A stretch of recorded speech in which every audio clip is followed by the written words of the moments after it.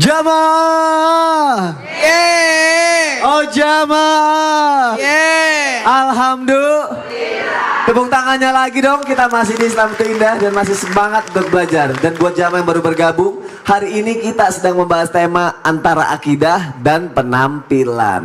Langsung aja ya kita bahas lagi ya. Habib Usman, izin nanya Habib. Bener gak? Katanya jika akidah dan penampilan kita bagus, bisa berpengaruh ke rezeki kita Habib. Mohon penjelasannya Habib, silakan. Ya akhir Waswani Ustaz Syam, Ustaz Maulana. Bismillahirrahmanirrahim. Allahumma salli ala Sayyidina Muhammad wa ala ali Sayyidina Muhammad. Ketika ada yang bertanya, apakah akidah saya mempengaruhi daripada rizki saya? Apakah penampilan saya mempengaruhi daripada rizki saya? Jadi kalau benar pertanyaannya pakai iman dan takwa kepada Allah dengan keyakinan melalui Al-Quran dan hadis, sekarang saya tanya, apa hubungannya rizki dengan penampilan? Apa hubungannya rizki dengan akidah? Nah, kalau akidah dengan rizki ada pengaruhnya. Karena apa? Keyakinan kepada Allah, bahwasanya Allah yang memberikan rizki, Allah yang menurunkan rizki. Wa ma min dabatin fil ardi illa 'alallahu rizquha wa ya'lamu mustaqarraha mustaqarraha kullun fi kitabim mubin. Binatang melata sekalipun dikasih rizki, yang gak bergerak sekalipun dikasih rizki sama Allah. Apalagi kita sebagai makhluk Allah yang bisa bergerak, yang bisa bernapas, yang bisa berjalan, yang bisa mencari, yang bisa silaturahmi ke sana ke sini, pasti diberikan rizki kepada Allah dengan keyakinan dan keimanan kepada Allah Subhanahu wa ta'ala. Kalau akidah mempengaruhi rizki, innallaha 'inda zanni li'abdi, Allah berprasangka sesuai dengan prasangka hambanya, prasangka yang baik kepada Allah, yakin kepada Allah, dengan keyakinan insyaallah Allah mudahkan langkah dan jalannya. Banyak hamba yang karena tidak yakin kepada Allah akhirnya buntu. Kenapa Allah nggak adil? Akhirnya dilakukan nggak adil sama Allah. Kenapa Allah begini? Akhirnya dilakukan seperti ini sama Allah. Kenapa begitu? Akhirnya diperlakukan begitu sama Allah.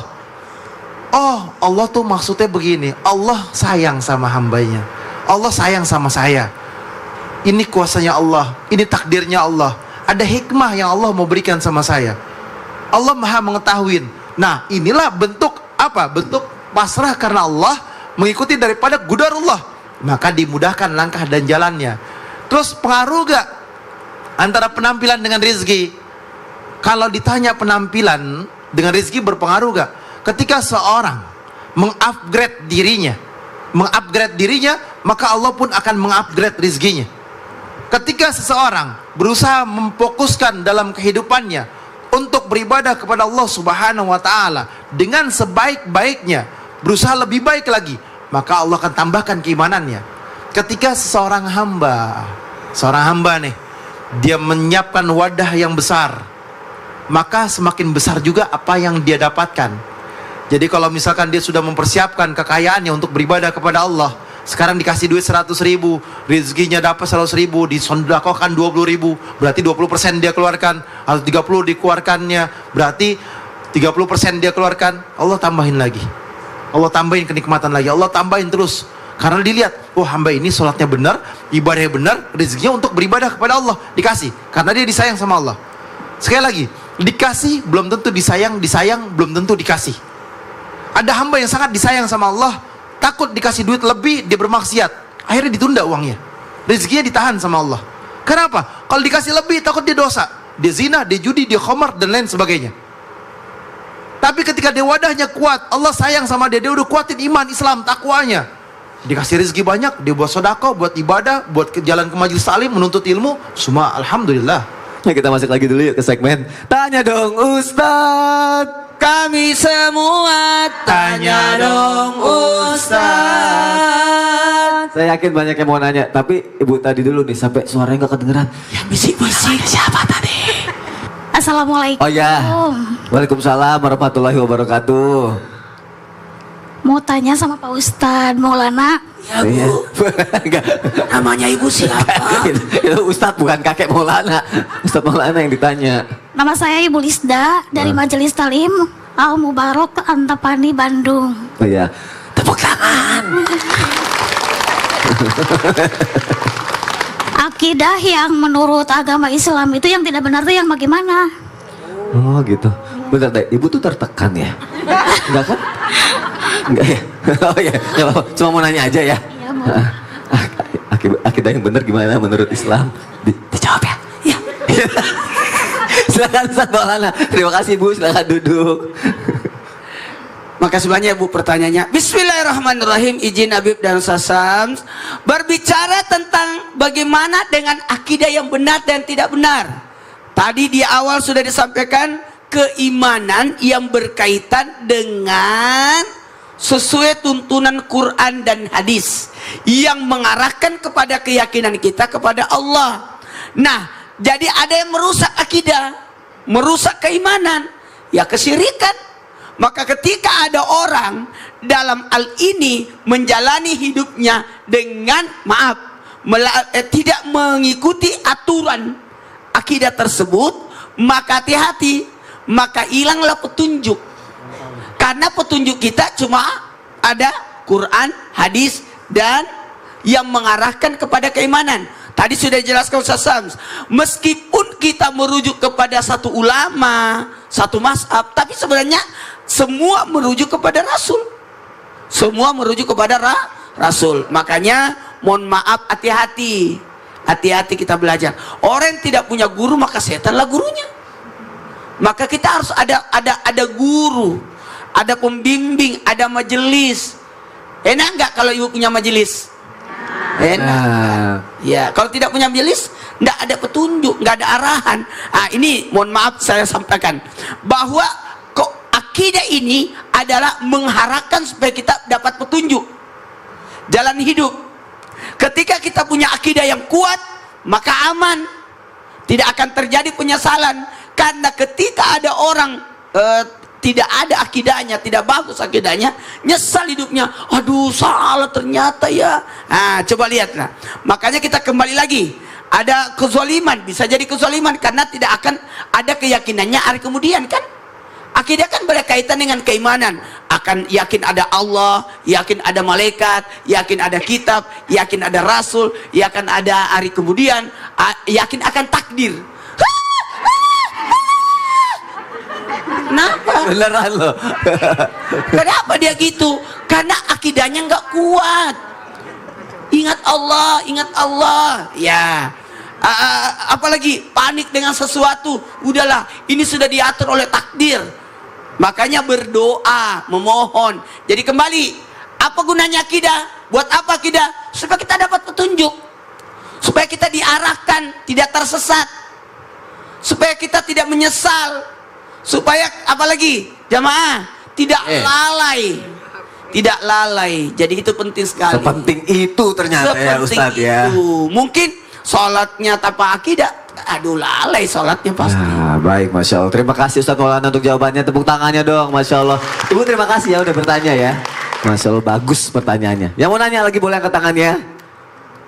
Yang angkat duluan ini, berarti ibu aja ya. Silakan Bu, namanya siapa? Assalamualaikum warahmatullahi wabarakatuh. Waalaikumsalam warahmatullahi wabarakatuh. Saya Ica Fakih dari Majelis Salim Al Mubarak Bandung. Tepuk tangan untuk Ibu Ica. Mohon izin bertanya ke Ustadz Sam. Boleh nggak Ustadz Syam? Boleh nggak ya? Ustadz Sam tadi bilang semakin baik akidah seseorang, semakin sederhana penampilannya. Kapan Bu saya bilang begitu? Siapa yang ngomongnya? Saya juga tadi kayak nggak denger gitu. Jadi karena akidah yang baik berpengaruh kan terhadap penampilan. Betul. Nah, salah satunya mungkin sederhana, Ustadz. Betul. Bukan, mau saya mewah-mewah kalau halal boleh. Oh gitu. Iya, sederhana kalau haram tetap nggak boleh. Yang ingin saya tanyakan karena gini, di zaman sekarang rasanya anak-anak itu jarang sekali sudah yang berpenampilan sederhana karena OOTD-nya dari atas sampai bawah itu sudah berapa gitu ya. Dan mungkin satu lagi kategori sederhana itu seperti apa sih? Mohon penjelasannya Ustaz. Ya, selain tempat makan ya. Nah. Ya. Assalamualaikum warahmatullahi wabarakatuh. Waalaikumsalam warahmatullahi wabarakatuh. Langsung aja dijawab. Kayaknya Ibu ini fashion stylist ya. Keren loh bahasanya OOTD. OOTD. Silakan Ustaz Syam. Al-Quran surah Al-A'raf ayat 31.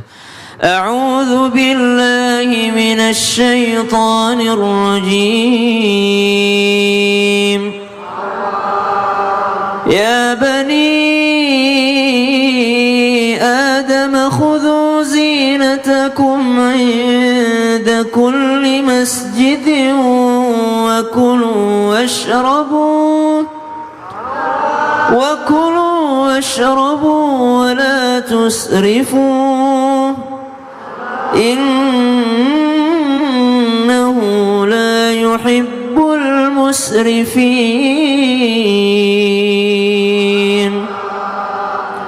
Allah Subhanahu wa taala berfirman, wahai anak cucu Adam, makan, minum, kenakan pakaian terbaikmu ketika engkau hendak memasuki masjid, ketika engkau hendak beribadah. Berarti boleh saja asalkan itu daripada yang halal. Kita lihat bagaimana Imam Malik setiap mau pengajian pakaiannya mewah. Ditanya sama Imam Syafi'i, mau kemana wahai guru? Kata Imam Malik, saya mau ke pengajian. Ngapain semewah itu pakaiannya? Bukankah kita harus sederhana? Kata Imam Malik, kita kalau pengajian ngomongin siapa sih? Kata Imam Syafi'i, kita ngomongin Rasulullah. Lah, yang dihadiri presiden aja kita pakai jas, apalagi dihadiri Rasul katanya. Saya mau hadir acara yang dihadiri Pak Bupati aja saya pakai pakaian yang baik. Yang dihadiri sama pejabat ini saja pakai pakaian yang baik. Apalagi acara yang dihadiri oleh Rasulullah Sallallahu Alaihi Wasallam, mestilah saya mengenakan pakaian yang terbaik ini. Subhanallah. Kemudian kalau kita contoh daripada Sufyan bin Uyainah, Sufyan Ats-Tsauri, guru-guru daripada daripada Imam Syafi'i, mereka berpakaian sederhana dengan kehidupan sederhana. Maka kata Imam Haddad, intinya seperti ini, dalam Islam itu tidak ada pantangan kecuali yang haram. Tidak ada pantangan kecuali yang haram. Ada orang pantang sekali makan nasi. Padahal bukan nasinya yang bermasalah, tapi orang yang tidak mampu mengukur dirinya dengan nasi. Coba, tidak ada masalah dengan makanan kita. Yang bermasalah kadangkala cara makan kita. Al-basmalahnya lupa, ngunyahnya terburu-buru, masih panas ditiup-tiup. Semuanya menyalahi sunnah Nabi Sallallahu Alaihi Wasallam. Lanjut kata Imam Al-Haddad, orang yang hidupnya berberkah itu bisa dilihat dari mana? Orang yang hidupnya berberkah itu dilihat dari bagaimana dia bisa menikmati rezekinya, bukan memiliki rezekinya. Ibu, ada orang punya mobil mewah tapi dilarang keluar rumah sama dokter.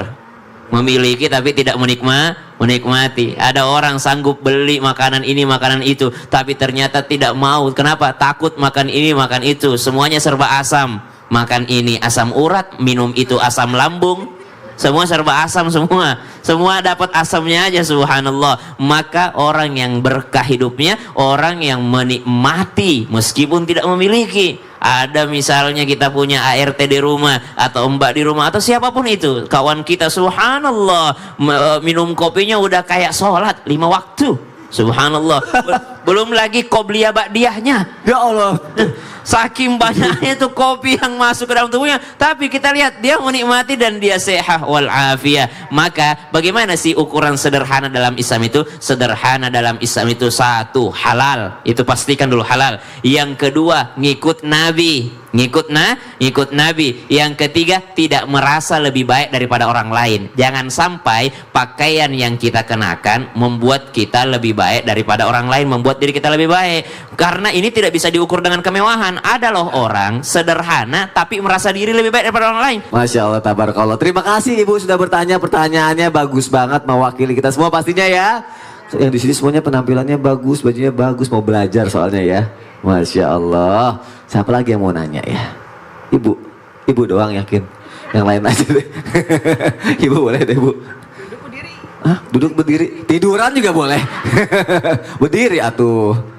Siapa namanya? Assalamualaikum warahmatullahi wabarakatuh. Waalaikumsalam warahmatullahi wabarakatuh. Nama saya Ibu Kurniasi dari Majelis Al Mubarok Bandung. Tepuk tangannya dong biar semangat. Mau tanya pada Habib, Ya. gimana? Iya, ya Bib mau bertanya nih, orang yang tidak pakaian syar'i, berpakaian kekinian tapi tidak syar'i.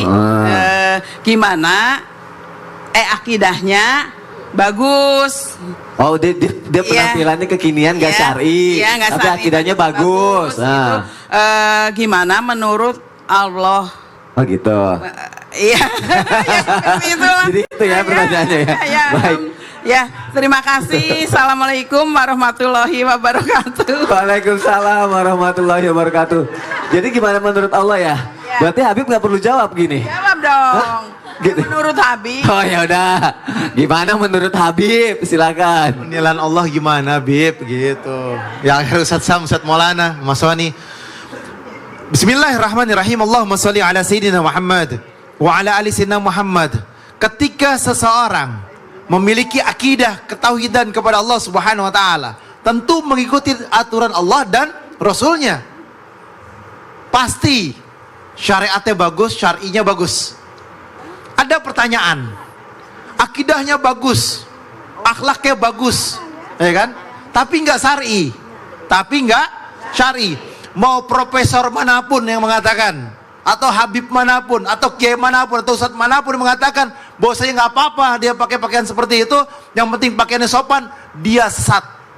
Dia sesat. Karena auratul rajul baina surah wa rukbah. Auratnya seorang laki-laki dari pusar sampai dengkul.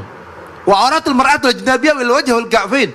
Auratnya perempuan kecuali muka dan telapak tangan.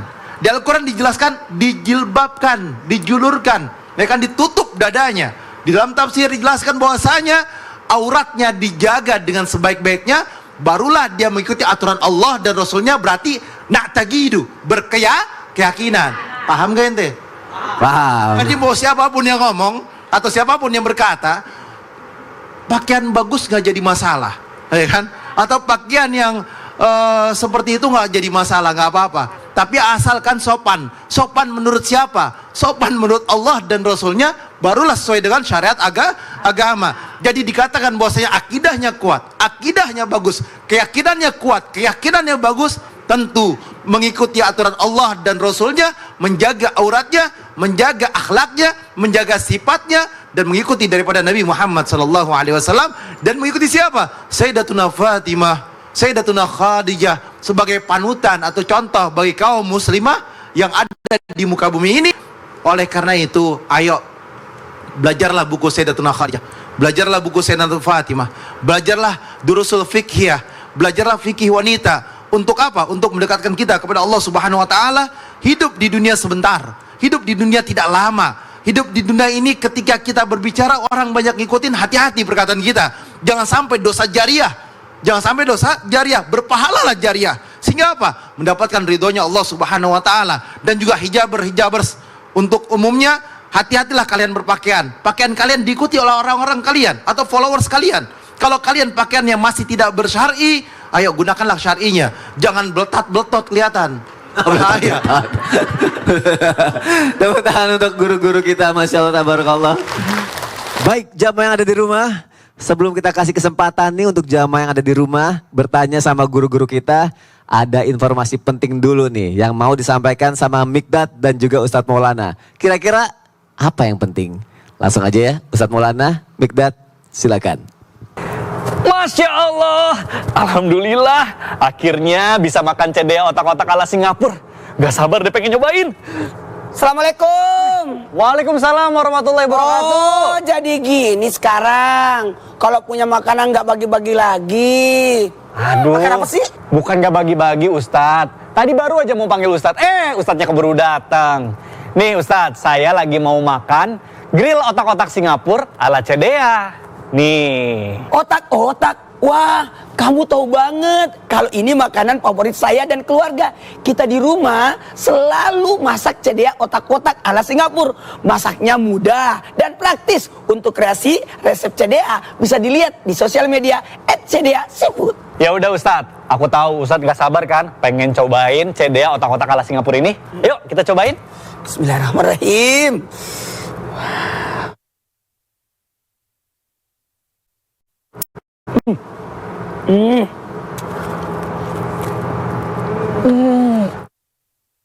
Masya Allah, enak banget, rasa ikannya berasa. Emang beda ya kalau kualitas premium. Apalagi CDA otak-otak ala Singapura mengandung protein ikan yang bagus untuk tubuh. Udah pasti halal pula. Makanya saya selalu stok di rumah. Wah, kalau saya enak ini sih, Ustadz, fix deh. Habis ini saya mau stok juga CDA otak-otak ala Singapura buat di rumah. Beli CDA otak-otak Singapura ini gampang banget. Ada di supermarket, minimarket, toko frozen food terdekat, dan ada juga di toko online. CDA otak-otak Singapura, gurih di setiap gigitan.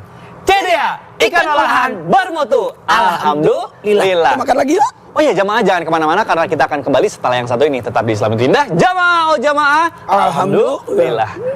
Aku makan lagi ya.